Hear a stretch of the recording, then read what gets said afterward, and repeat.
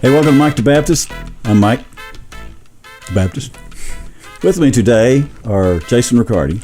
What's up? Good to have you. It's good to be here. H.D. Jones. Good to have you. That's Hawaiian. Well, hang loose. I didn't know if that was championship wrestling. No, that's Hawaiian. Or Hawaiian. Hang loose, you know. All right. Such a nice day outside. Makes you wish you were at the beach. So It is pretty nice out there, but it's really hot. I went out and worked on my riding mower a little while ago, and it was incredibly hot. Okay. That's the report from outside the studios here. It's hot. And it's hot out there. You heard it here first. Anyway, glad both of you guys are here, and looking forward to a good day. I think some of us may be a little dragging. I think these guys just came from lunch, and I've got a little allergy, so anything may happen, and probably will, but that's okay. We'll use it. www.mikethebaptist.com. It's a website. Go on there. Buy something. Buy a shirt, mug, just whatever. Comments at mikethebaptist.com is an email address. Comments at mikethebaptist.com. I want your emails. You know, fellas, I was just came up with a new thing we're going to try here, possibly on the next episode. Not this one because I'm not prepared for it yet, but I'll try to get prepared for it before we do the next episode. I'm going to ask for people to text me in some anonymous questions for the people here at Mike the Baptist. Okay. Anonymous, you Anonymous say. Meaning, and I'm going to begin with the deacon body of my church, of which I'm a member. And before the next episode, I'm going to alert all them at a specific time when we do that episode that I want them to text me questions for either myself or you guys anonymously. I don't want to know who is asking. And that way, they can ask things that they wouldn't ask you otherwise. So we're going to try it and see what happens. It's kind of an anonymous front porch question and answer visit thing. Sound exciting? I'm a little worried about that. I am too, and the good thing about it is we tape the episode. So. I'm really in my mind going, he's not going to get any text from any anonymous person, and he's just going to ask us really difficult questions that he wanted to know. I didn't even think about that, but thanks. Yes, I'll just kind of fake that texting thing. I have most of their numbers stored in my phone. If they text me, it's not going to be anonymous. No, they'll text me, so I'll probably know. But I'm going to ask them not to say who they are, and I won't say. But no, wait, I'll know, though. So Yeah. All right, anything could happen and probably will. But anyway, that's the next episode, maybe, if I've worked the bugs out by then. On this episode, on the front porch, I'd like for us to talk about chores we had when we were young guys and kids, if we had chores, and whether or not we did them and how we did them. And we're going to try to keep the front porch to about 10 minutes today, as we've been properly scolded for letting that get out of hand again. But you know, it's fun. We get to talking about stuff, and it's just fun to talk. But we realize people have other things to do, and they want to get through these. So today on the front porch, we'll each take a little round, talk about chores we had. And I'll start, and then I'll know how much time's left so I can tell you guys. I didn't have a lot of chores. I was talking to a friend of mine the last few days or something about chores. And I was thinking while they were talking, you know how somebody's talking, you're always kind of thinking of something else about what you're going to say. But anyway. Not really listening. Right. He's in my head, H. I was trying to think about how to say to them that I never really had any set chores. It was just kind of here and there. And before they wound up telling about their chores, they said, I can't remember now what they said. Comments at Mike the Baptist. Yes, comments at MikeTheBaptist.com. Well, they called it something. Maybe I'll think of it in a minute. Anyway, it had to do with the fact that the chores were just once in a while, and they were yelled at them, you know, and et cetera, do this, do that, don't do that. That kind of chores. Well, what's the phrase? It's a riveting episode. Yeah, so far. Alzheimer's. It's a terrible disease. So far. Okay, so look, I had to hoe the garden. We always had a garden, so the folks would have us come out. I was going to say it. I'm glad you beat me to it. We did, but anyway, they would have us come out and pull weeds and hoe weeds out of the garden. And I hated doing that, and I kind of almost remember purposefully doing it badly, so that I didn't get asked to do some of those things quite a bit. But we had to do a lot of that. And then we had cattle, so we had to go out and when they were going to ban some. Oh, I hated that. I left. I did not like. Well, I didn't leave. He wouldn't let us leave. In fact, he'd put us back in the back there once in a while, and you had to put that band on. It's just horrible, a horrendous invention. That's just, and so we had to do that. I remember speaking of banding the calf like that. I can recall the sound that they made. It was kind of like a. It was kind of like oh my gosh. It was kind of like if you could imagine a cow going, "Oh no," but then that "oh no" getting stopped right in the middle and just kind of going down. "Oh no!" Yeah, that sound. Yeah. So anyway, we had to do a little bit of that. Had to go herd cattle up and stuff like that. And farm stuff, little farms. My great grandparents, they had a farm a mile away, and they would drag us kids down there once in a while to help. My great granddad. I remember him getting a bunch of us cousins and all kinds of kids down there, and he took us over in the middle of one of the old fields where there's a big barn, and he had us all get up on that hot tin roof, pulling nails out of that old tin and then throwing the tin off. And then some of us, I don't remember doing it myself, but I remember coffee cans and fruit jars, and he had them down there straightening every nail that came out of that. They had to hammer them straight, and he saved every single nail. And then at the end of the day, my great-granddad would drive us up to one of the country stores. There's about 4 of them within walking distance. And not him, but his son. His son would take us all up and get us a Coke and some peanuts or something. That was kind of our pay. But anyway, what was that phrase? I'll figure that phrase out while y'all are talking. And come back and tell you, because it was the perfect phrase, because it meant that you had chores, but they weren't really set in stone, or they weren't. What the? Careful. What was the phrase? Anyway, so I'll move along in the interest of time. Jason, did you have chores? Yeah. So always had chores. There were certain ones that we had to do all the time, and one of them, when I was growing up and we lived in Colorado, was to feed and water the dogs. Well, we kept ours in a barn couple 100 yards away from the house. And I don't know if you know this, but newsflash, Colorado gets cold in the winter. And so I remember my dad, and he asked us, it was probably like 8 to 10 o'clock, somewhere around there. So the sun had already set, it's winter. And he asked us if we had watered the dogs. And my brother and I both said, yeah, we did that earlier today. And he said, well, did you check the water tonight to see if it had frozen over? And we're like, oh, man. So my brother and I, we go out there, which it's cold outside. You're trudging through the cold nights. And so that means putting on warm boots, putting on your overalls, putting on a jacket, putting on your gloves, going down to the barn, grabbing the bucket, poking a hole in the ice, then bringing it back up, getting fresh water. And then between your brother and myself, we'd walk down carrying this big 5-gallon bucket of water down there for the animals. And as we were going down there the first time to get the bucket of ice, we looked up, and we lived 10 acres in the middle of nowhere. I mean, there's a mountain top mesa, and there's only 5 families in the whole area. And as we were walking down there, we looked in the distance, and we saw a canine figure. And you always hear coyotes and wolves and stuff like that. So my brother and I are like, dude, let's just hurry up. Let's go. Come on, let's get it done. No dawdling. And so we're going down there. We get the bucket. We come back up, and then we're carrying this 5-gallon bucket between the two of us, and we're just kind of waddling down there to bring the bucket to the dogs. And then all of a sudden we hear some rustling in the bushes next to the barn. My brother and I kind of look at each other and wonder what's going on, and we hear some more rustling, and we're like, did you hear that? Yeah, I heard that. Let's just hurry up. Let's go. So we got to put the bucket down, and then my aunt and my dad come charging out of the bushes, yelling and screaming. My brother and I, man, we dropped that bucket. We took off running. We got back to the house. I swear, if you had been timing us, we probably would have set the world record in the 100-yard dash. It was pretty impressive. But, yeah, that was one time. We did the chores a little later than expected. My dad used that as an opportunity to, have some fun with it. Mm-hmm. Mm-hmm. Very good.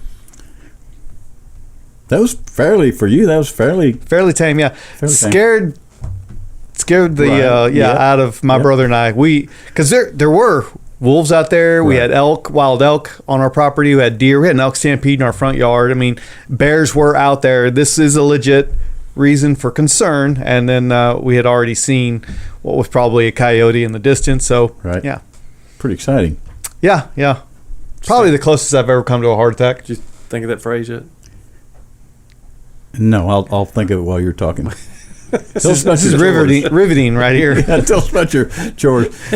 Well, kind of like yours, grew up on the farm. So maybe didn't have to do it every day, but I remember especially wintertime because it got dark so early. Dad would be like, you got to go check the cows. Go count. And he had to count the cows. And I just remember going out there, and sometimes I'd be like, yeah, it looks like about 20. That sounds good. Let's go home. And he'd be like, well, did you count this one? Did you see this one? And, I don't know. Yeah, we had to do all that kind of stuff. But probably one of my least favorite chores was my dad was just obsessed with having his bed made. He wanted us to make his bed. Was that a military? No, military he wasn't from the military, but it was like he did not want to get back into his bed if it hadn't been made up. And I remember arguing with him because it'd be 9 o'clock at night, and Dad's like, I'm fixing to go to bed. And he'd go back there and he'd start yelling for us. Hey, you didn't make up my bed. Come back here. And I'm like, you're fixing to get right back up. I don't care. We're going to make it up. And so I was like, we would have to make his bed before he could go to sleep. That's interesting. Yeah. That is interesting. Yeah. So we always had chores, and especially growing up on the farm, I remember like you, Michael, having to pull weeds. God, I don't know what it is about pulling weeds and picking potatoes. I remember I got hit. My granddad threw a potato and hit me with it because I wasn't doing it right. I was probably slow walking it, kind of like you. He threw a potato and hit me like, boy, you better get in there and pick up. I'm like, yo, man, I'm gonna take you out. So we also had a pecan farm when I was growing up, 12 acres of pecan trees. Texas is big for that, aren't they? Yes. And I'm super colorblind. Like, I am very colorblind. And so we would go out there, and you have this sandy loam that the trees... He's picking up walnuts. I was not seeing pecans. I mean, like, it's on sandy loam, and there's grass, and there's husks and everything kind of on the ground. And so my mom's down there, and we're all on her hand and knees, and she's filling her 5-gallon bucket up of pecans just like that, and I'm getting several rows in, and I've got like a quarter of a bucket full, and she's making fun of me, my dad's making fun of me, and then my dad was like, dude, you are the slowest, you got to start picking it up. I'm like, I'm trying, I really am legit trying right now. And then when my dad went out there to do it once with us, he is as colorblind as I am, and he did even a worse job, and that was when it dawned on us the reason we couldn't actually do the jobs, because we're colorblind. We literally couldn't see the pecans. I'm glad you didn't grow up where I did on a strawberry farm picking strawberries. You'd be picking red and green. I'd be out of luck, man. Red and green. That'd be hilarious, actually. I called him one night. The Jets were playing, I think, probably the Cardinals, and they were wearing their color wash. So the Jets had on red or green pants, green shirt, green helmet, and then the Cardinals red helmet, red shirt, red pants. I called him. I was like, who's team which? So I was having a hard time. So can you even see these? Is it just like black and white characters running around? Yeah, I was struggling that night. That's funny. Look, when it comes to driving down the road, I have to memorize the position of the lights.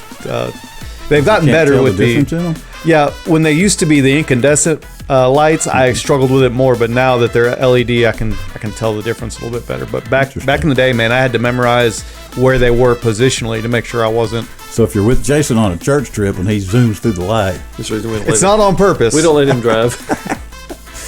Okay, good deal. So y'all did have some chores. I had some chores. Don't sound like any of us were perfect at them, but I guess we tried, eh? Sure. Hey.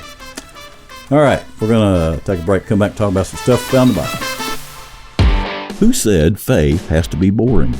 Could it be that you can be a Christian and have a little fun? Well, of course you can. And we're here to help with our full line of Mike the Baptist t-shirts, hoodies, and onesies in a bunch of different designs featuring the Locust logo and familiar sayings from the program. And with a great variety of colors, we're pretty sure you can find what you need to complete your summer wardrobe just in time for summer. Visit MikeTheBaptist.com and click on merchandise. MTB clothing is high quality and comfortable. And with each purchase, you're helping keep Mike the Baptist programs on the air and spreading a bit of good news to people who may not get it any other way. Plus, you're helping us show others that being a Christian isn't quite as boring as it sometimes may seem to the world around us. Visit MikeTheBaptist.com and click on Merchandise and order your MTB apparel today. They make great gifts, too. And check out our logo coffee mugs in left and right-handed 11 or 15 ounce. Thanks again for supporting Mike the Baptist, and thanks for helping us spread a bit of good cheer and good news. We're just Christian. Try not to cuss. Hey, H, before we talk about the Bible, would you talk about the Bible? Way to set me up there. Thanks. You're welcome. No, I was thinking through, we've just finished going through the Old Testament book by book. And one of the interesting things I think about the Old Testament is the way it's written. Some of it's very narrative, some of it's just like historical information. But then there's poetry, there's almost like love letters. And then we finished up last night with Malachi, and what's interesting about it is that it's kind of a question and answer thing. So I think it's really cool how God uses different styles of literature to speak to us differently, because we all have different types of literature that we like better, and that to me makes it pretty cool. But it all says the same thing. Is there an Old Testament and a New Testament? Because when they did the canon, when they had the meetings and gatherings to decide what it was going to be, did they separate them then at that time? Well, the Old Testament literally is the Jewish canon. Right. That would have been the old. That would have been what like the old Bible. Jesus held in his hands. Okay. So you have 400 years of silence between Malachi and the New Testament, and so that's the reason we have that separation, because there literally was that much time that separated the two testaments. And then the fulfillment happens when Jesus comes, so then the Gospels are about his story. So I guess when they put them all together, did they call it the New Testament and Old Testament when they first put an actual Bible together as a complete set of books? Or do you guys know that? Just something I just thought of. I never really considered that. I think so. In the Septuagint, they had the Old Testament because they were translating that first. I mean, that was a complete document, so they were translating that. Well, the Septuagint was just the translation of the Old Testament, so it would have been separate from the New Testament. So I'm not sure when they started calling it Old Testament, New Testament, but there was a distinct separation between the two. Right. There's actually also something called an intertestamental period, which is the 400 years that he's talking about there. Interesting. There's 1st, 2nd Maccabees and Bel the Dragon, some other crazy stuff that kind of goes in that section, which the reason it's left out of most translations is because it's obviously not on the same level as inspiration as the Old Testament and New Testament. Whatever you said doesn't seem to kind of fit Malachi and 1 John. Bel's the Dragon, you said? Yeah, Bel and the Dragon, I think, was one of them, if I remember right. Sounds like a movie. I was going to say it was a Disney thing, wasn't it? I think so. Well, all right. I always like to talk about the Bible. It's just interesting. That just crossed my mind about all that. I like frivolous information. But actually, that wouldn't be frivolous information, would it? That's pretty... It's good stuff. Deep thinking by Michael Jackson. Thank you. Speaking of deep thinking, why don't you guys lead us for a little bit and talk about some stuff found in the Bible? We've been in the book of 1 Thessalonians this week and kind of looking at the encouragement that Paul gives to them. And one of the things that you see is that he kind of shows that he meets people where they are. And we've talked about that as far as ministry before, but it's important to meet people where they are, but help me have some guidance in that. What does that mean, meet people where they are, and then how can Christians do that? Yeah, that's a tough one in a lot of ways. I mean, it seems very easy on the surface. Obviously, something as simple as where people work is a great place to meet them where they're at. A great place to minister is with your coworkers. For some of you, it may be a little bit harder. For myself, it may be a little bit harder at times because there's quite a ministry opportunity where you work. Well, I was thinking like hard to minister in those places because they know the real you. You have a hard time hiding the real you. But coworkers, that's meeting people where they're at. But I think it's more than just a physical location where they're at. I think it's meeting them where they are intellectually, emotionally, spiritually, and love them where they are, but love them beyond where they are. I think is an important aspect of that. So you meet them where they're at. In the book of Acts, there's this story of the Ethiopian eunuch. He's come from down south, another country, and he's on his way to worship.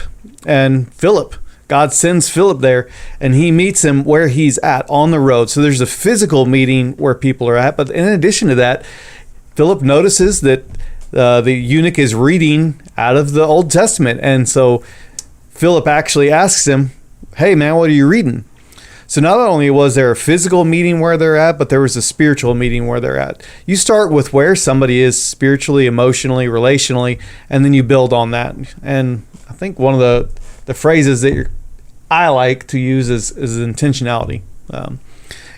You can go to work and do things. You can be with your coworkers and talk to them and just have a good time, talk about. In H.D. and I's case, we love to talk about the Cowboys. Actually, sometimes we hate to talk about the Cowboys because they're awful. They never actually do what we expect them to do.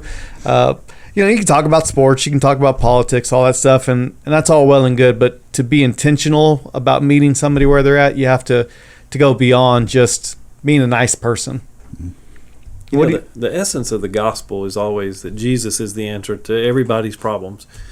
Yeah. But I think that phrase, meet them where they are, means that we kind of have to almost go in a little slower, not just jump in and go, "Hey, you're a sinner, you need Jesus," but just listen, because there's a reason why people find themselves in their situations.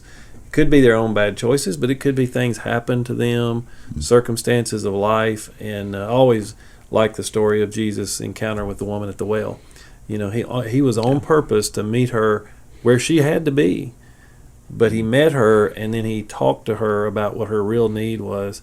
So I like to say, you meet them where they are, but you don't leave them where they are. We don't celebrate sin, or we're not there to label them or put them down. But you just kind of meet them where they are, so that you can build a rapport with them, have a friendship with them, so that you can share with them really what the most important thing is. Now, I've heard some extremes on that, like a buddy of mine, "Well, all my friends hang out in the bar, so I'm going to go in and sit at the bar and buy a beer and just sit it there. Now, I might not drink all of it, but I'm going to sit it there so they'll feel comfortable with me." And I'm like, I don't know that really works. That's the scenario I was just thinking in my mind. Yeah, but, I mean, I don't know. Let's take that. That logic is just really flawed. And super flawed. So it's flawed when you try to take that same logic and apply it in other places. I have a lot of friends, and they like to go to the strip club, and so as a Christian, I just like to go to the strip club with them. I don't look at them, when they're doing the stuff, but I like to be there to be able to minister to them. The logic is horrible. It's a little weak. Yeah, it's a little weak. I would not call it weak. It's horrible. Yeah, that's not what that means at all. But here's what I like about Jesus at the well, is that. I don't go to the strip club, just FYI. We knew that. Just gonna throw that out there. And the bar, I think it's safe to say Jason's not at the bar. I am not.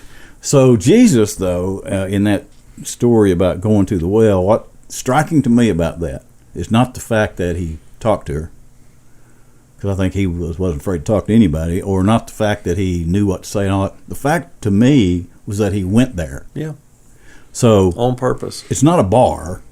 It was but he went there. Mm-hmm. He wasn't afraid to get outside of his church. Yeah. And I guess you could kind of make that analogy about us church folks. If we don't ever get outside the building, we're just sitting there preaching to each other all the time, really not doing any good. But it's okay to go right where people are, but like you said, to go there and saddle up to the bar and have your own beer, and then that become a lifestyle of yours. That's probably not correct. But we talk a little bit about the thing called ministry of presence.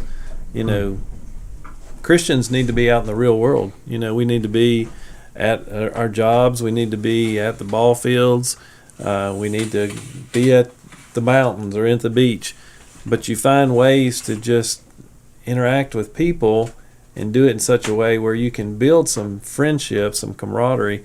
But again, looking for that opportunity to share with them the most important thing in this life. Paul did that. He would just he would be in the presence of people, and he would look for opportunities to share the gospel. He'd be like, "Oh, okay, I'm in your place of worship, and I see you have all these statues to all these gods, and oh, by the way, you've got this place for an unknown God. Can I tell you who he is?" He just took those opportunities to to turn it into a gospel conversation. And I don't think it has to be awkward, and I don't think it has to be planned. I think it just is an opportunity.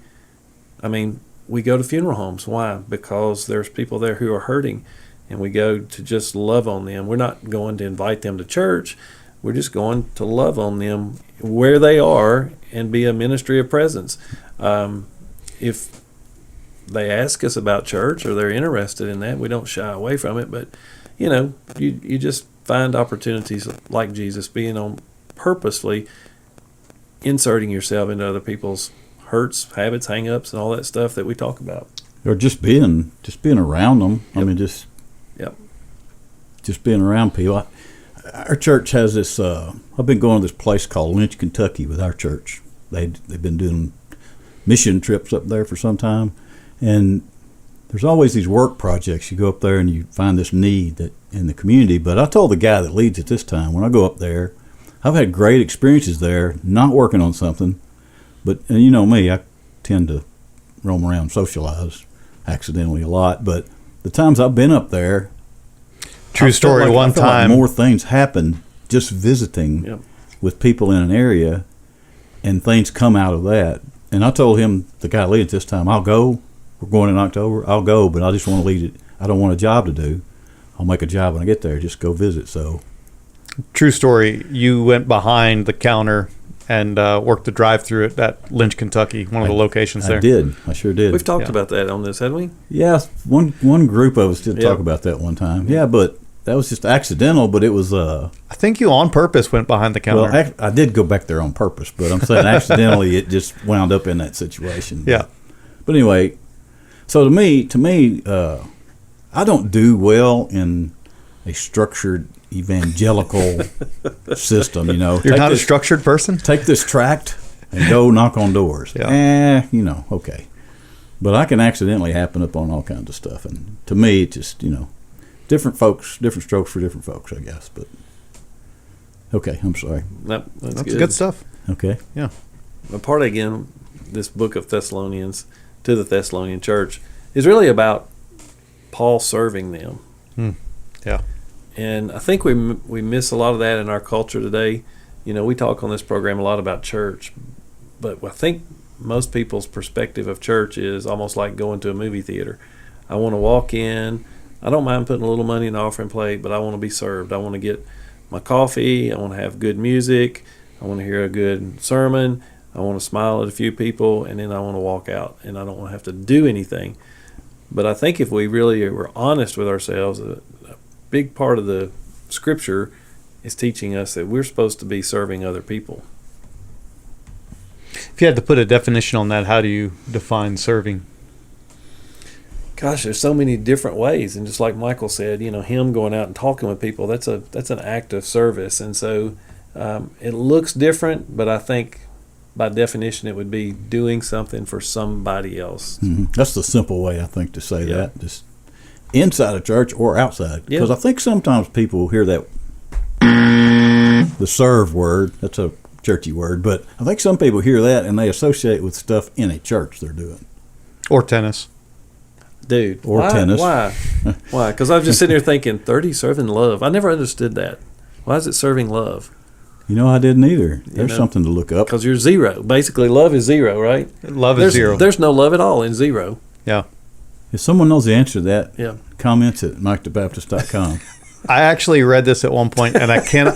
Of course you say that, and I cannot remember you what the purpose was behind it, but I did, because I was confused about it as well, and now I, for the life of me, cannot remember what the purpose was. Interesting. It's interesting that you two were thinking about that. I know, that really scares me. And it goes 0, 15, 30, 40. It doesn't go 45. I don't. Right. That it just blows my mind. You know what happens? Anyway. There are people that do stuff like that on purpose, just as a joke, and they say, "Watch this," and then 50 years from now, people are still doing it, and they're sitting over there laughing somewhere, going, "They bought that." So yeah, serving. I think once in a while, people that get involved in church stuff kind of just take that as meaning just stuff they do in their church, like serving and at a dinner. Or, Yeah, it doesn't have to be something that you don't like either. It's not like serving has to be boring or banal or anything like that. It's literally serving can be something that you enjoy doing? Do you mind if H and I look up animal real quick? Sure. Does that mean like meaningless or boring? Kind of, yeah. Okay. Yeah. So it can be something that you enjoy. What are the gifts and skills that God has given you? You can serve other people through those things. And then it's But you don't have something to be that you in a church enjoy. to do that, right? No, you don't. Okay. You could be at the cafe in Lynch. And in Is that fact, right? you might be doing a better job serving somebody else if it's outside of the walls of the church. Yes, we need people to hold babies and do stuff like that. We need people to hold the doors open. But if service only goes as far as 1 hour on Wednesday, 1 hour on Sunday, then you're missing the point. I'm glad this conversation came up because I don't hear this come up very often about this topic of serving, because even I'm sitting here thinking that word always just means to me Well, and if you keeping the church running is if basically. you think right, and that's what, and unfortunately, though, some people will look in a church like ours and go, "Oh, we pay the preacher to do this. We pay the children's minister to do that."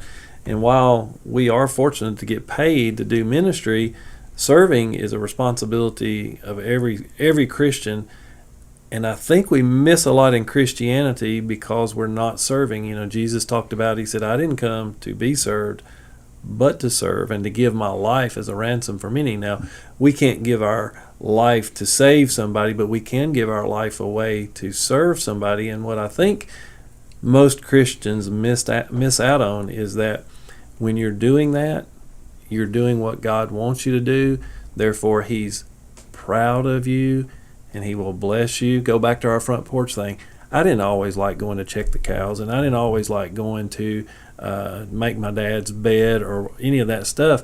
But you know what I did like? I liked when my dad handed me a $20 bill on Friday night and said, "Thank you for helping me this week. Now go do what you want to do." Little reward. There's a blessing for the obedience.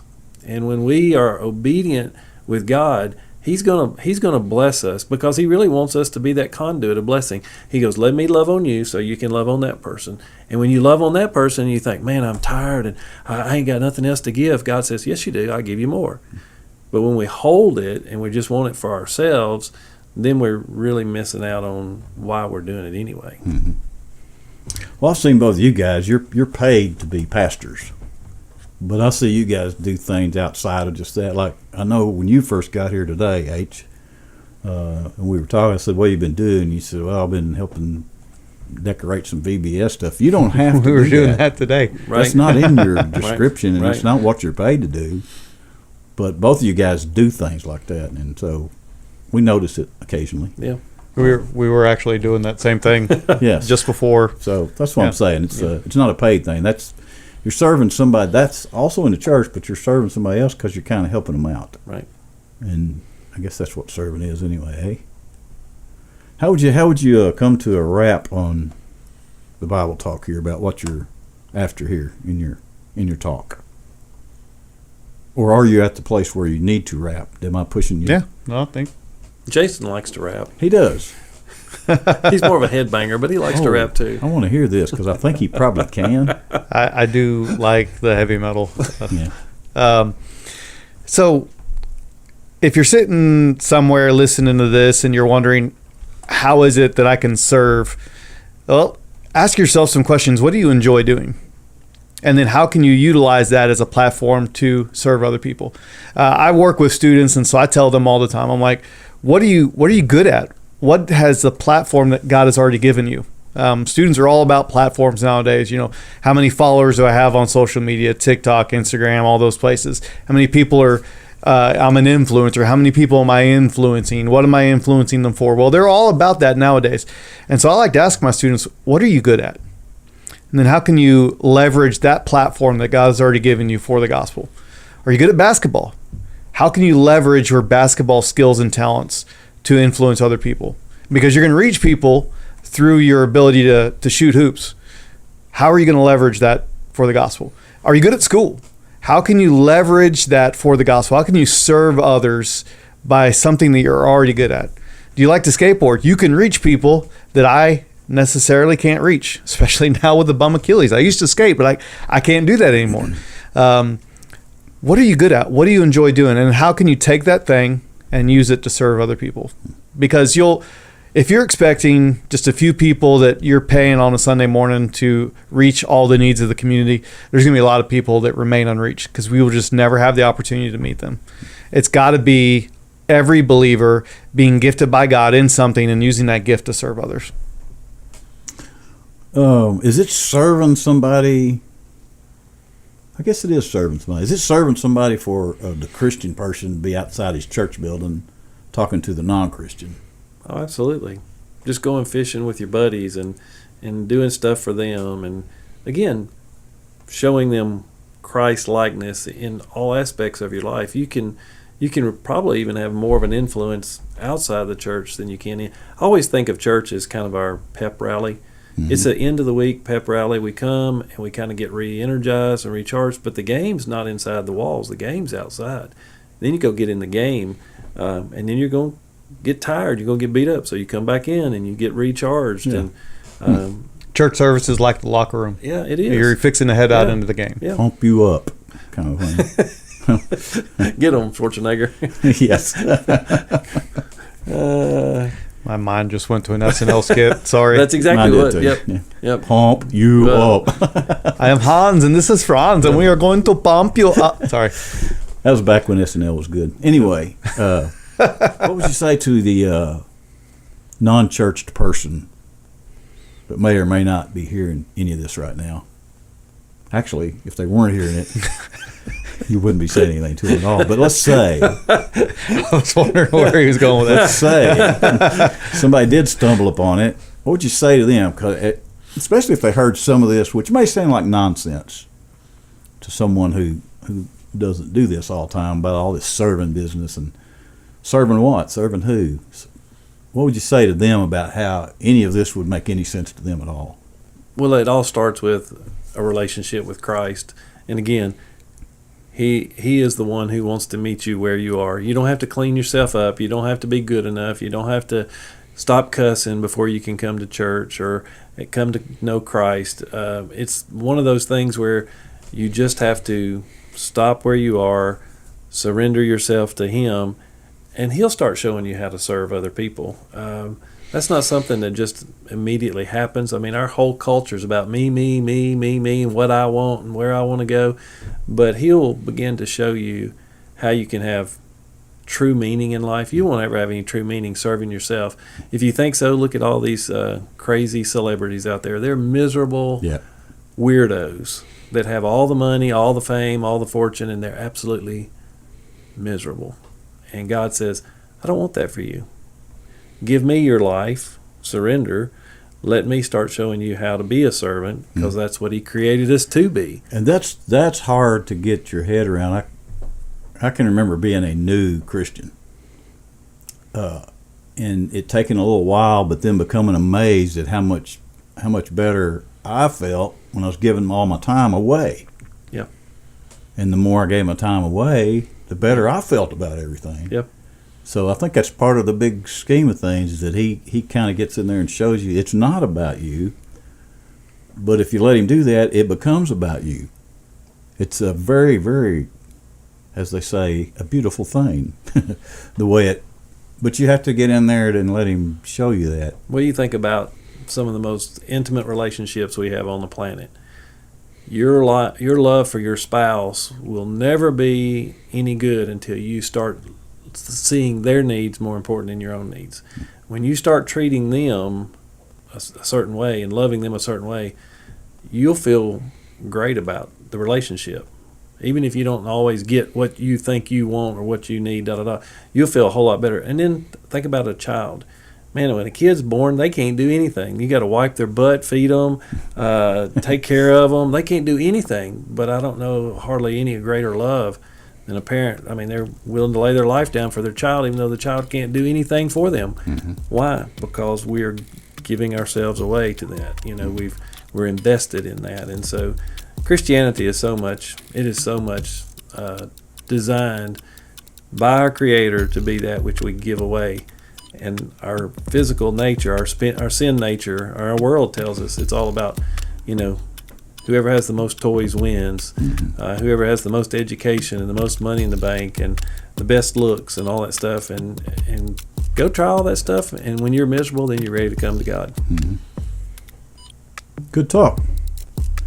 Good stuff. Is that what you say, Jason? Good stuff. Good stuff. Good times. It is good stuff. Good 100%. times. Represent. Bet. 100% bet. All that stuff. Exactamundo. Oh, yeah. I haven't heard that one in a while. That's good times. You've heard that before? I have. Sometimes I think I make things up, and then somebody says, "No, you didn't make that up." So, thanks. I need to be humbled. Speaking of being humbled, we're going to take a break, come back, play Inny or Outty. We will be humbled. Guarantee it. We'll be back. Hey everybody, it's time to play America's almost favoriteest new game show, Inny or Outty, where we challenge our guests to figure out if a phrase we give them is actually in the Bible or out of the Bible. Sharpen your wits, guest. You're about to be in the hot seat of Bible stuff, because you're the next contestant on Inny or Outty. Here's Mike. Hey, today on Inny or Outty, no, I'm not going to do it. I was going to explain, but it's been a year and a half. I'm over it. Has it only been a year and a half? It's been about a year and a half. Wow, I thought we'd been doing this forever. Of us asking what's in the Bible or not in the Bible? Pardon? We've been doing that for a year and a half, asking what's in the Bible or not in the Bible? Yes, and then one of us saying that's either an Inny or an Outty. Yep, that's amazing. It is. You know, I'm going to be in the power seat. I'm going to claim the power seat for one of these. H.D.'s going to claim the power seat for the other. Jason, you're in double jeopardy today. Sweet. You could lose twice. I probably will. But you could take it. Oh, you know, Jason last Sunday baptized a guy. There were like 7 baptisms or something at our church, and one of the guys had this big white beard, kind of like Jason's that he has now, and this long white hair. And when he first got out there, I thought Santa Claus or something. But then as Jason was standing there talking in these and nows about baptism before he dunks the guy, I'm thinking, no, wait a minute, that looks like Moses. So I'm thinking, the whole time you're there, I'm thinking, that looks like Moses. But by the time it was It's funny that you say that, because when I went to baptize him, the waters did this. It's the painting of God up on like the Sistine Chapel. So anyway, I'm sorry, go ahead. Well, it's funny that you say it was like Moses, because actually when I went to dunk him under the water, the water split. It was really crazy. That was funny. Okay, I'll start. The phrase, heard it through the grapevine. Is that in the Bible or out? Is that an Inny or an Outty? Heard it through the grapevine. Inny or Outty? Talk amongst yourselves, boys. Enjoy yourself. Not much longer would you be mine? Credence? I heard it through the grapevine. Somebody else had a big hit on that, didn't they? Or was it California Raisins. Yep, the grapevine. Yep. So the phrase, heard it through the grapevine. Not much longer would you be? Was that Creedence Clearwater Revival? They did it, but No, I think it was somebody else did it too, didn't they? sitting on the dock of the bay guy. What was his name? That was Otis Redding. Was it Otis? Yeah, I just watched a 4-part documentary on Stax Records. You should watch that sometime. Believe it or I not, watched one Al of the Beach Bell Boys. is an old friend Beach of mine. Boys was good too. Yeah, I've heard about the Beach Boys. Good. Good. Heard it through the grapevine. Yes. Heard it through the grapevine. Yes. Talk amongst yourselves. We're trying. You scholarly two guys, you. It's a weird phrase. It's very specific, but I'm actually leaning slightly towards it being in. My gut's telling me. My gut is telling me in. I'm Googling something while y'all are I don't talking. remember God talking through the He's looking grapevine. up the answer to his own question. Well, no, I'm wondering who all did that record. I don't remember God talking through the grapevine. I'm wondering if it doesn't say through the grapevine and it uses a different preposition or something in there. Oh, Marvin Gaye did it too. Oh, good times. Okay. Yeah. I mean, grapevines are pretty significant through Scripture. It's a picture of, well, lots of different things. You gonna name some of them? way to be specific there. That's all right. So you're leaning towards the in. I'm kind of leaning towards in. I don't know why I am. I can't think of any particular verse, but I am kind of leaning towards in. But it's such a oddly specific phrase. Oddly specific. That's a phrase. Such an oddly specific phrase. That's banal. But wait a minute. If it was odd, it wouldn't be specific, would it? Oddly specific? Well, you can be odd and specific. Okay. Ta-da! Carry on. Carry on. Exhibit A. Carry on. Hey, Jason, I feel your pain. I can honestly say I don't even have an inkling. Could be the roast beef talking. Could be. I feel like it's probably in wisdom literature somewhere, like not Job necessarily, but I feel like it's in the wisdom literature somewhere, or maybe in one of the Psalms. Did the Sodomite woman? Sodomite? The what? Did the Sodomite woman? I mean, there's a love story there. Did she hear something through the grapevine? The Sodomite woman? That not longer would you be mine? The Was Song there a of Solomon? Sodomite Yeah. woman? Song of Solomon. The Sodomite, yeah. Yeah. Oh, I thought you Psalm Psalm, the Psalmites. What? That was a tribe? Yes. We don't need to do this anymore right after lunch. I know. I'm sleepy and got allergies. I mean, there's only in or out. one It's answer. 50-50. It's in or out, yeah. Yes. So In or Jason out. has an inkling. We'll go with his inkling. I'm the leaning inkling towards is- in. We'll go in. You have to say the. It's Inny. We would like to Inny? go with Inny. It's absolutely not in there. That phrase, that phrase came from Civil War times, I think, when they were using telegraph, and the wires were loosely referred to as like grapevines, linked from pole to pole, and the signal was going through the grapevine. So that came from. So what you're saying is we lost. That's exactly what I'm That's saying. 100% my fault too. Yeah, because you were strong. I was like inkling slightly leaning. Oddly towards. specific, Yeah. he said. It's oddly specific. No, it's not, but it's interesting, isn't it? Because the grapevines are talked about so much in there. Interesting. Yeah. Okay, all right. HD, your turn. All righty. I won't beleaguer your losses I know, there right? too long. Belabor. Yes, belabor. Two. That's oddly specific there, Jason. Oddly specific. So this phrase, fear of the Lord is his treasure, a choice jewel. A choice jewel. Gosh, it's given only to those who are greatly beloved. Fear of the Lord is his treasure, a choice jewel given only to those who are greatly loved. In the Bible or not? Sounds like an Outty to me, Jason. Say it one more time. It sounds like an Outty to me, Jason. Fear of the you're Lord. talking about him. Fear of the Lord is his treasure, a choice jewel, given only to those who are greatly loved. I think it's in. I'm fairly certain that one's in. I could be very wrong, You could be. but I'm fairly You certain just that were. one's in. Because I mean, it could be somebody spiritualizing their saying with biblical phraseology, but fear of the Lord is in there. Given to those he loves, also a phrase that's in there, and I'm pretty sure that is one of the ones either in Psalms or Proverbs. Really? But I could be wrong, but I think that's in. Fear of the Lord is his treasure, a choice jewel, given only to those who are greatly beloved. In the Old English version. Lord, the fear of the Lord is given to those he loves. I think it's in, and I'm fairly sure that it is. I'm uncomfortable a little with it, Jason, but because you've been... I lost last time, and it was completely my fault. I know, but I'm trying to not totally write you off just because of that one loss. Yeah, there's just something suspicious a little bit to me about it. This is Could be probably a how folk it saying. felt when the way you felt that heard it through the grapevine was in there. Probably that same kind of feeling, but you just thought. Well, it was I only had a oddly- minor inkling that a grapevine was in there. I'm fairly certain this It was was in there. oddly suspicious. Right, oddly suspicious. Would you say the phrase one more time just for the listeners too, so they can prepare to give their answer to themselves? I have to be careful when I read this.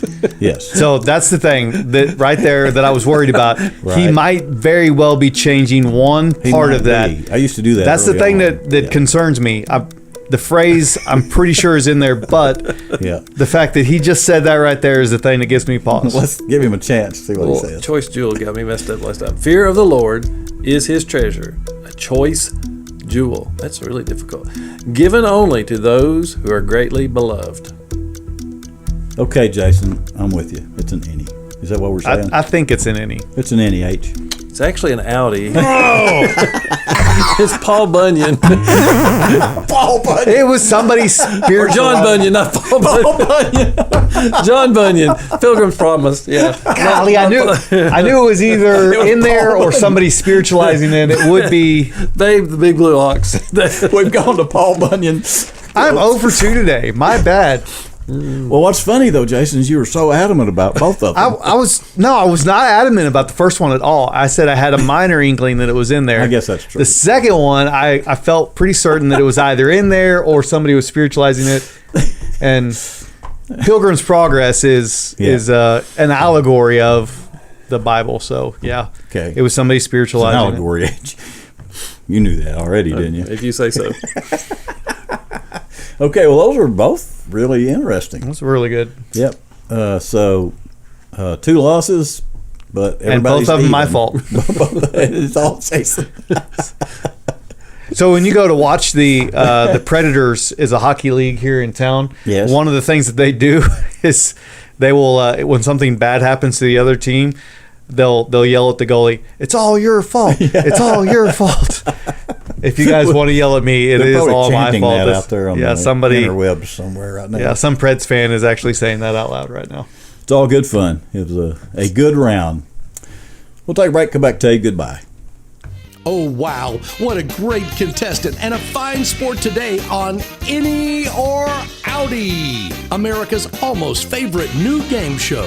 Study up, future guest people. You're next in the hot seat for Inny or Outty. Hey, listen, thanks for hanging out with us. We struggled a little today because we're full of food and tired and sleepy and all, but I think the right things oozed out. So, almost buzzed that, but that's not anywhere near churchy. Almost like this lava lamp. Almost like the lava lamp, which I don't know if you're watching, if you can see.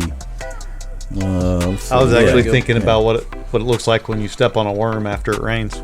Well, H and I were talking earlier too. Before it warms up, it looks like an embryo frozen in formaldehyde in a museum somewhere because it's not moving. And but anyway, now it's all psychedelic, like 70s or something, moving around. Okay, so thanks for being with us. We'll be back in about a week, and we'll do this all over again. Same crew, I think, is on next week, and we'll have an equally amazing time then. In the meantime, do the serving thing. We talked about that, didn't we? Do some serving stuff and study up on your Bible phrases. Any rowdy should be helping you. It's helping me. I don't know if it's helping me feel like I'm a little dumber or if it's Funnucational. It's funnucation. Always funnucational. Thanks, guys. Thanks, AC Jones. Good day. Jason Ricciardi. I'm Mike the Baptist. We'll see you next time. Remember, folks, we're all just Christians. Trying not to. Cuss. That's it. That's it. And we didn't. We came You close almost a couple of times. But, You almost but did. yeah, but I caught myself. That's that accountability thing. See you next time. Accountability or recordability? Yeah, editability.